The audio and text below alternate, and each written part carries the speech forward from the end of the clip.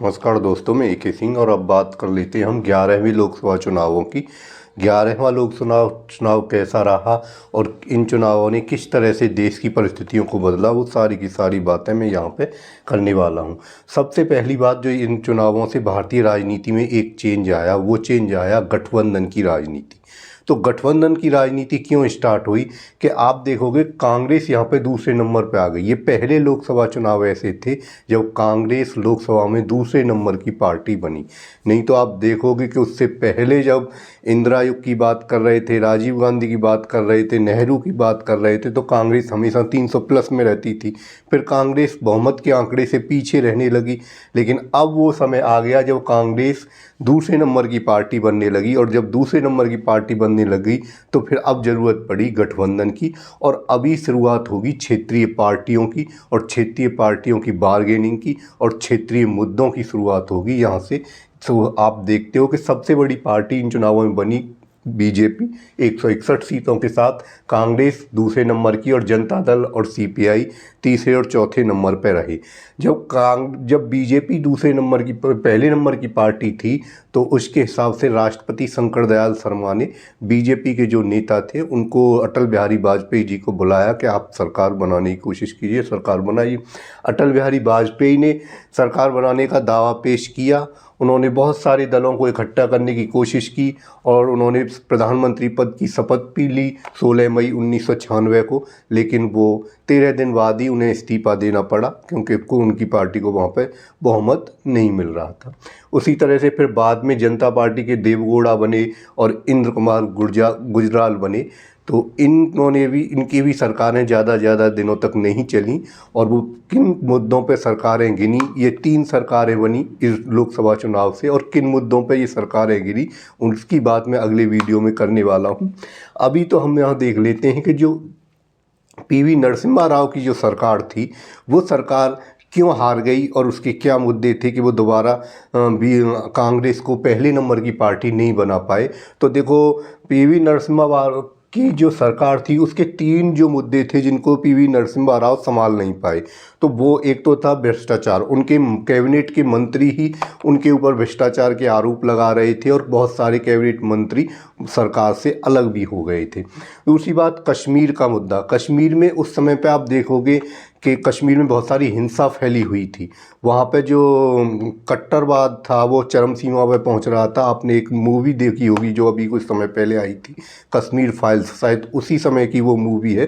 तो कश्मीर में बहुत सारी हिंसा फैल रही थी। और पंजाब में आतंकवाद, आप जानते हो कि इंदिरा गांधी की मृत्यु के बाद पंजाब शांत नहीं हुआ था पूरी तरह से, और वहाँ लगातार कोशिशें चल रही थी कि वहाँ पे किसी तरह से आतंकवाद को बढ़ावा दिया जाए और खालिस्तान की मांग को प्रबल किया जाए। और तीसरा था मंडल आयोग। इन 3 मुद्दों पे PV नरसिम्हा राव की सरकार थी, वो कुछ ठोस डिसीजन नहीं ले पाई। इनकी वजह से जनता में उनके प्रति आक्रोश बना हुआ। लेकिन PV नरसिम्हा राव भारत के एक छुपे हुए हीरो हैं। हम कहते हैं कि एक नेपथ्य के नेता रहे। उनका नाम इतना नहीं लिया जाता, लेकिन फिर भी वो भारत की राजनीति के लिए बहुत कुछ कर गए। और उनका सबसे बड़ी देन है उदारीकरण। जनवरी 1991 में उन्होंने भारत की जो इकोनॉमी थी उसको उदारीकरण किया। जो लाइसेंस राज था उसको ख़त्म किया, और विदेशी निवेशकों के लिए सुरक्षित वातावरण बनाया। उसके लिए कारण ये हुआ था कि एक खाड़ी युद्ध हुआ था 1990 में, जिसमें इराक ने कुवैत के ऊपर आक्रमण कर दिया, और कुवैत से भारत का सबसे ज़्यादा पेट्रोलियम हमारे पास आयात होता था। अब हुआ क्या कि आप जानते हो कि भारत की जो इकोनॉमी थी उस समय पूरी तरह से पेट्रोलियम पर निर्भर है। आज तो ऊर्जा के बहुत सारे दूसरे वैकल्पिक स्रोत भारत ने पैदा कर लिए हैं, लेकिन आज भी हम पेट्रोलियम के लिए बहुत सारा आयात करते हैं। और उस समय तो बहुत ज़्यादा डिपेंडेंसी थी, और भारत के पास सिर्फ 2 सप्ताह के लिए पैसे रह गए थे। जो विदेशी मुद्रा थी वो सिर्फ 2 सप्ताह के लिए रह गई थी। 2 सप्ताह बाद हमारे पास इतनी मुद्रा ही नहीं थी कि हम भारत से पेट्रोल डगमगा सके। तो जब ऐसी सिचुएशन आ गई और उस समय हमारे प्रधानमंत्री थे पीवी नरसिम्हा राव, तो उन्होंने फिर अपने जो कैबिनेट के जो सचिव थे उनको बुलाया कि क्या करना चाहिए, वित्त मंत्री किसी को ऐसा बनाओ जो इस पूरी सिचुएशन को हैंडल कर सके। और उस समय पे जो वित्त मंत्री के जो दावेदार थे वो थे प्रणब मुखर्जी। प्रणब मुखर्जी अपने आप को दावा पेश कर रहे थे कि मैं ही वित्त मंत्री होना चाहिए, लेकिन पीवी नरसिम्हा राव ने एक साहसिक निर्णय लिया और उनके सचिव के सलाह पर उन्होंने ये फैसला लिया कि किसी आरबीआई के गवर्नर को क्यों ना वित्त मंत्री बनाया जाए। तो उस समय दो नाम आए, एक तो थे मनमोहन सिंह जो पूर्व आरबीआई गवर्नर थे, 1985 में वो आरबीआई के गवर्नर रहे, और एक थे आईजी पटेल। तो वो दो नाम सुझाए गए। बाद में जाके उनके सचिव ने किसी भी तरह मनमोहन सिंह से बातें की उनके घर जाके, और उनको इस काम के लिए बुलाया गया और उन्होंने अपने इस काम के लिए इस चैलेंज को स्वीकार किया और वो पीवी नरसिम्हा राव से मिले। जब मनमोहन सिंह पीवी नरसिम्हा राव से मिले तो आप देखोगे कि पीवी नरसिम्हा राव ने मनमोहन सिंह से स्पष्ट शब्दों में कहा था कि अगर आप इस सिचुएशन को हैंडल करने में, मैं आपको फुल छूट दूंगा, फ्री हैंड देने को तैयार हूँ, अगर आप इस सिचुएशन को हैंडल करने में अगर सफल रहे तो कोई बात नहीं, उसका श्रेय हम सबके ऊपर जाएगा। अगर आप किसी भी तरह से उनको हैंडल करने में अगर सफल नहीं रह पाए तो आपको इस्तीफा देना पड़ेगा, मैं आपका कोई भी बचाव नहीं करूंगा।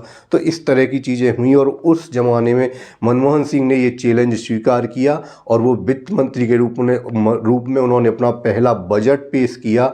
और उन्होंने उसमें विक्टर ह्यूगो का एक कथन है जो मनमोहन सिंह ने उस समय कहा था कि उस विचार को कोई नहीं रोक सकता जिस विचार का समय आ गया हो। और उन्होंने कहा कि अब चेंज का समय आ गया है। हालांकि जो विपक्षी पार्टी थी उस समय, आप देखोगे कि बीजेपी और जनता दल, वो सभी के सभी उनके ऊपर हावी हो गए और वो एक ब्यूरोक्रेट से नेता बने थे।